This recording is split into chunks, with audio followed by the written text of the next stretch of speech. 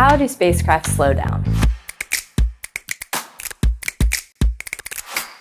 Well, there are primarily two methods of thought for how spacecraft slow down, and you really have to ask yourself, are we landing in an area that has an atmosphere?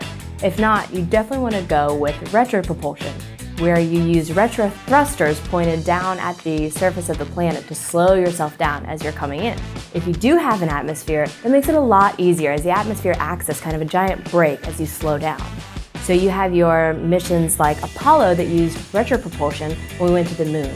When you're able to use the atmosphere, you have your heat shield on the blunt end of your spacecraft coming into the atmosphere, and then the parachutes will come out and slow you down the rest of the way to provide that safe landing.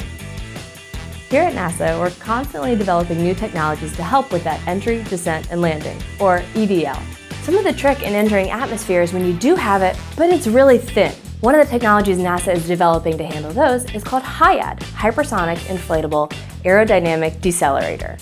The HIAD can come as a heat shield much like the blunt body heat shields of those older missions that were made out of ceramics or metals and were very hard.